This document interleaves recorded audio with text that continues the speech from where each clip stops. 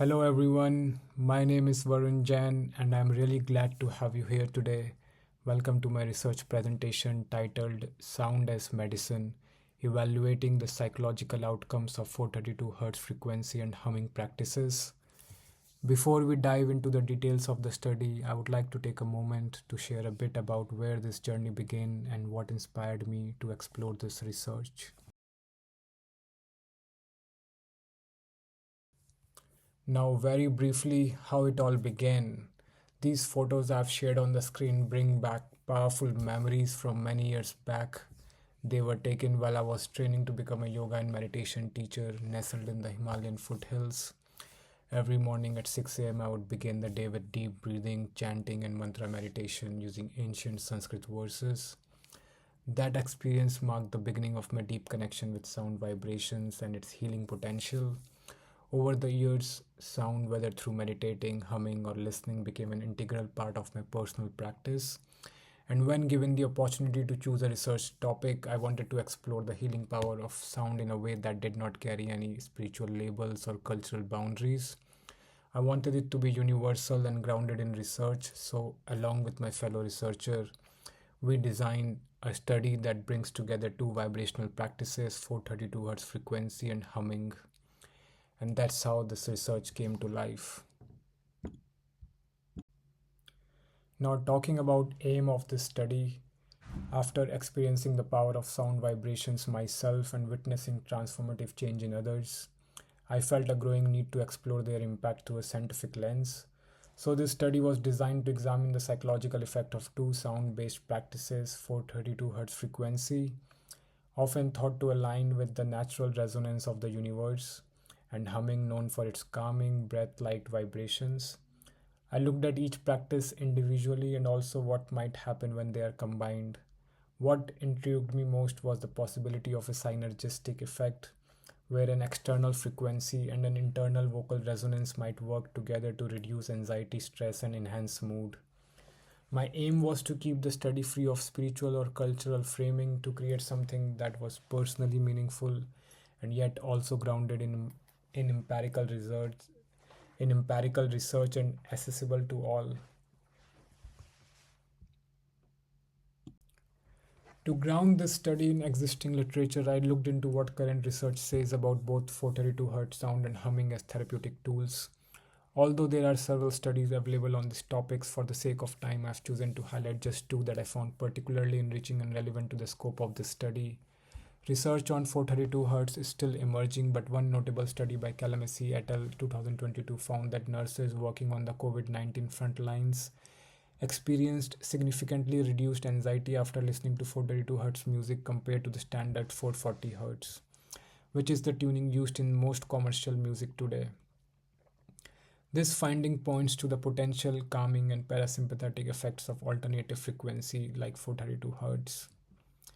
As for humming, it has been studied more extensively in relation to the body's physiology. Landberg and Wetzberg found that humming significantly increases nitric oxide levels in the nasal passages, which supports both respiratory health and parasympathetic activation, aiding in stress regulation. What's missing, though, is research that explores what happens when we combine these two modalities. There is a strong theoretical foundation for expecting amplified effects, one supported by Zetor et al. 2007, who explored auditory motor integration in the brain. Their work suggests that when auditory input like sound is combined with motor activity such as vocal humming, it engages multiple neural pathways, potentially boosting therapeutic outcomes. And that's the gap I wanted to explore, to see whether sound and humming together might create more than just the sum of their parts.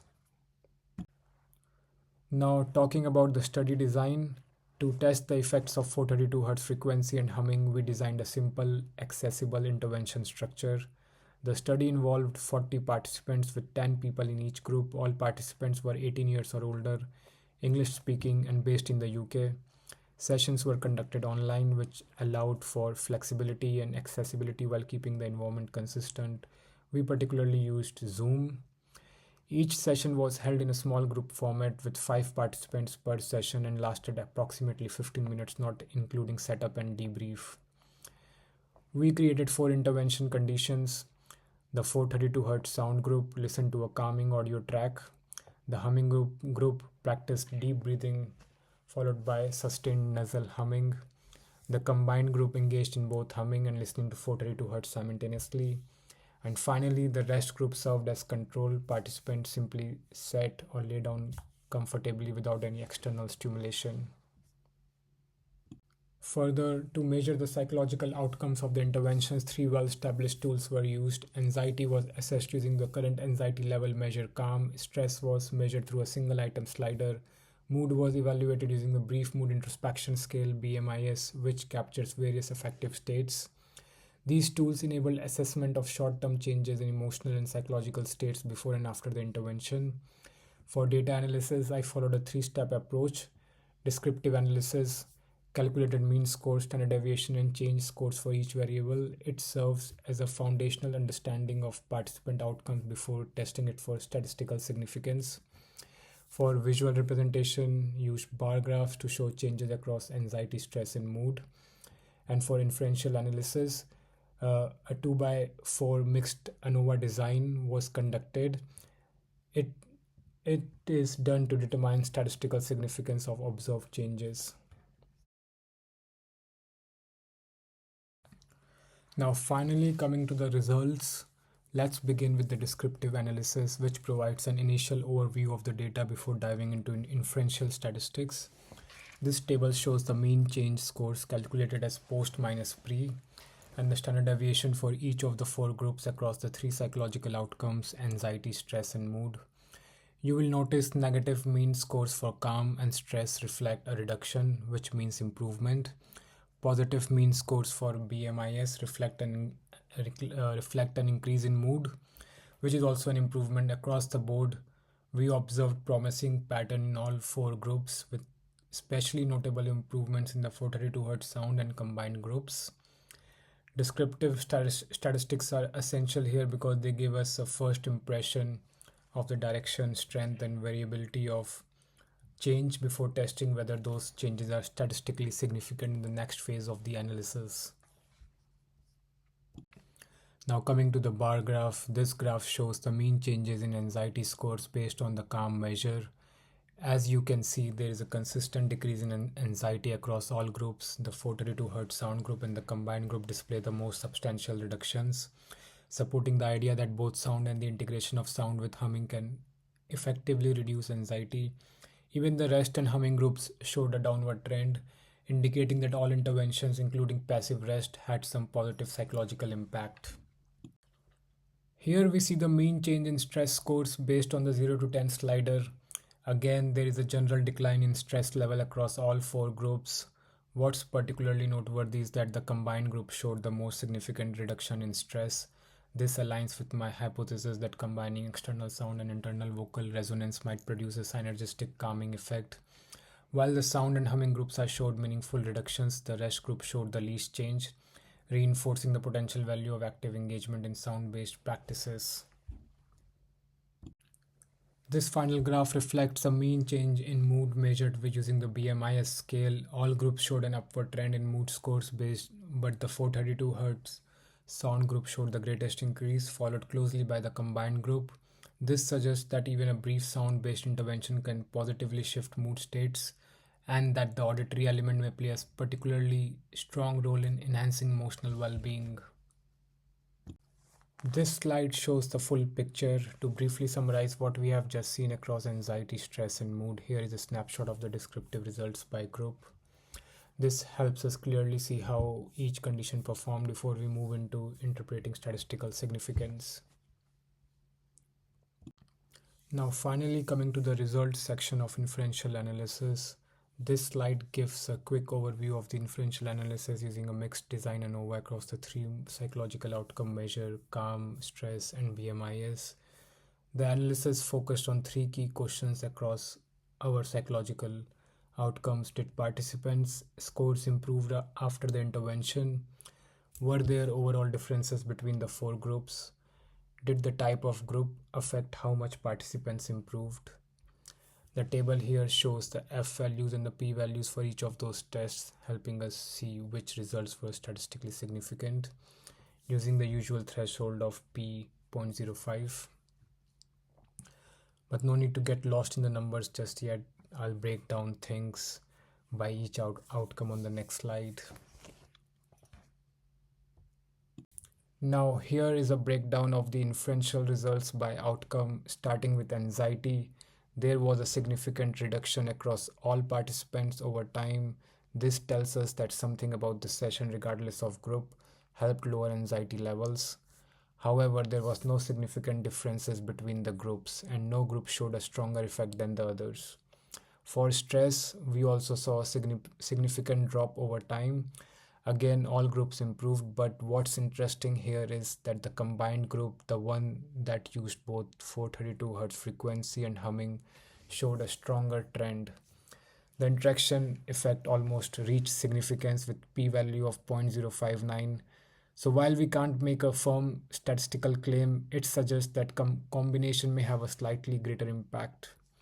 And finally, for mood, there was a clear improvement from pre to post intervention. All groups showed similar positive changes, with no one group performing significantly better than the others. So, overall, these results show that all the interventions helped, but there are hints that combining sound and humming could offer something a little more powerful. Now, let's begin the discussion by summarizing the key findings from the study.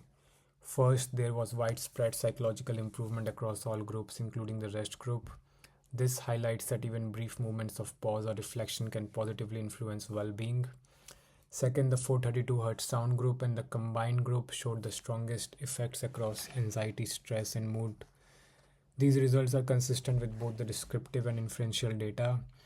A particularly notable trend was observed in the combined group where stress reduction approached statistical significance with a p-value of 0.059. While this just missed the conventional threshold, it still suggests a meaningful direction worth exploring further. And finally, this points to a synergistic possibility that combining external sound with internal vocal resonance like humming may enhance psychological outcomes more than other practices alone. These key findings form the basis for how we interpret the broader meaning of this study. Now, to interpret these findings, one key takeaway is that even brief non invasive interventions such as listening to sound or practicing humming can have a measurable positive impact on mental well being in a short amount of time. This shows that change does not always require a long or intensive methods. Another interesting insight is the possibility of dual mechanism activation in the combined group. By integrating both external auditory stimulation from 432 Hz frequency and internal vocal engagement through humming, we may be tapping into multiple psychological and physiological pathways at once. This leads to the idea of synergistic response. The results hint at an interaction between sound resonance and vagal nerve stimulation, potentially amplifying the calming and mood enhancing effects when these are used together. Finally, we should not overlook the improvements in the rest group. This likely reflects the value of simply taking time out, pausing, resting, and disconnecting from daily stress, which in itself can create space for psychological reset. So, what does these findings actually mean in a broader context? First, they highlight the value of practical accessibility. Practices like listening to 432 Hz frequency or humming are low cost, non invasive, and widely accessible, making them ideal tools to support mental health, especially in communities or settings where clinical resources may be limited. Second, there is a clear potential for wider application. These sound based interventions could be easily integrated into various environments from therapy sessions and school well being programs to workplace wellness initiatives or even individual self care routines. And finally, this study encourages a blending of old and new. It shows that we can take ancient healing practices like sound and breath and frame them with modern psychological research. This holistic approach bridges tradition with evidence and could reshape how we think about supporting emotional well being. As with any study, there are some limitations to keep in mind. The sample size was relatively small, which limits the generalizability of the results. The design involved a single session intervention, so it's unclear how the effects might evolve or sustain over longer periods of regular practice. All data was gathered through self report measures, which can be influenced by a participant's current mood or interpretation of the questions. Since sessions were conducted online, each participant was in a different home environment. This variation could have affected their focus, comfort, or engagement. Lastly, there is the element of individual variation. Some participants may naturally connect more with sound, other with humming. These personal preferences could influence the impact regardless of group assignment. Now, coming to future consideration, while this study gave us some valuable insights, there are a few areas future research could explore. First, it would be great to see what happens when people practice these techniques over a longer period, not just in one session but across several weeks to assess psychological benefits. Second, future studies could look at what's happening inside the body using things like heart rate variability, brain activity, stress levels to get a clearer picture of how sound and humming affects us physiologically. Another exciting direction is personalization. We all experience sound differently. Some people might feel more grounded with humming, while others might connect more with the tone of 432 Hz frequency. Future studies could look at why that is and how we might one day tailor sound based tools to each person's needs and preferences. Finally, because sound and healing traditions vary so much across the world, I believe there is a real value in exploring these practices from a cross cultural perspective to understand its broader relevance. Now, finally, coming to the conclusion, this study showed that even a few minutes of stillness, whether through sound, humming, or quiet rest, can support mental well being. The 432 Hz frequency and combined groups showed the greatest improvements, suggesting a possible synergistic effect when sound and breath are used together. While not all results were statistically significant, the trends are promising, especially considering how simple, low cost, and accessible these tools are. It also highlights how ancient practices can find their way in modern approaches to mental health in thoughtful, evidence based ways. Now, to leave you with a final reflection, sometimes healing does not require words, pills, or a therapy room. Sometimes it's as simple as a hum, a frequency, and a few moments of stillness. And as this study reminds us, sound is not just heard, it is felt and it can heal. Thank you so much for listening and for your time. This topic is very close to me both personally and professionally, and I hope it sparked some curiosity or reflection for you too. I would be happy to take any questions, thoughts, or feedbacks you may have. Please feel free to connect.